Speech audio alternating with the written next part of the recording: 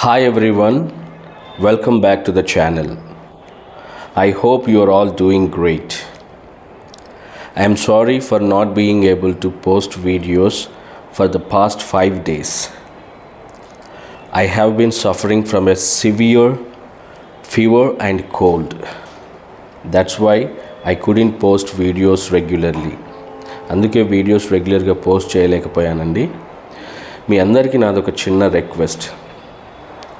Please visit our channel and watch the videos I have already uploaded. అవి మీకు చాలా యూస్ఫుల్గా ఉంటాయండి. They will be very useful for you to learn both grammar and vocabulary. మీరు English అనర్గళంగా మాట్లాడాలి అంటే, if you want to speak English fluently and confidently, you need to know a lot of words. Unless you have studied in an English medium school since childhood, it's not really possible to learn that much vocabulary. Anta vocabulary నేర్చుకోవటం అంత easy కాదండి. By the way, if you are a parent, I really encourage you to educate your children in English medium schools. చాలామంది చాలా కబుర్లు చెప్తారండి, అవన్నీ నమ్మితే నష్టపోయేది మనమే. నేను ఇలా చెప్తున్నందుకు తప్పుగా అనుకోవద్దు. ఒకవేళ మీరు ఫీజులు కట్టలేకపోతే, if you can't afford private school fees, there is absolutely nothing wrong with sending them to government schools. కానీ I request all parents to collectively to go to the school, arrange a meeting with the teachers and request them to teach your children English. మీ పిల్లలకి English నేర్పించమని request చేయండి. I don't believe for a second that they are incapable of teaching English. వాళ్ళు English నేర్పించలేరంటే నేను నమ్మనండి. Most of them are very intelligent individuals who have cleared many competitive exams to reach their current positions. వాళ్ళ government ఉద్యోగాలు సాధించడానికంటే ముందు many even have experience working in private schools.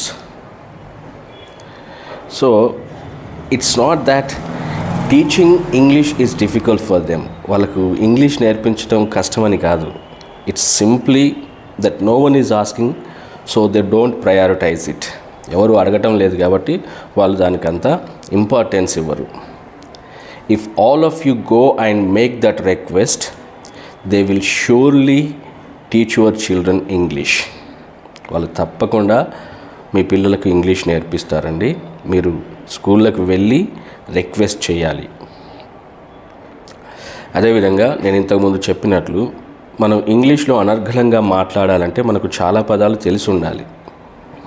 ఇక్కడ కొన్ని అబద్ధాలు చెప్పి మిమ్మల్ని మీరు కొన్ని 100 వర్డ్స్ తెలిస్తే చాలు, ఒక 200 వర్డ్స్ తెలిస్తే చాలు, ఇలాంటి అబద్ధాలన్నీ పనికిరావండి.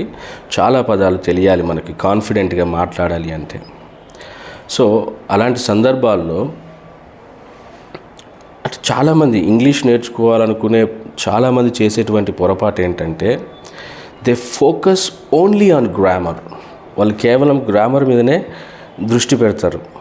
Because grammar is what they fear the most. వాళ్ళకి గ్రామర్ అంటేనే మహాభయం. వాళ్ళు ఎక్కువగా భయపడేది గ్రామర్కే. కానీ in reality fluency is more than just knowing grammar rules. Simply knowing grammar rules doesn't equate to fluency. కేవలం గ్రామర్ రూల్స్ తెలిస్తే మనం అనర్గళంగా మాట్లాడగలుగుతాం అనుకోవడం పొరపాటు అండి. మనకు చాలా పదాలు తెలియాలి. It includes knowing many words, understanding what you here and having a good pronunciation.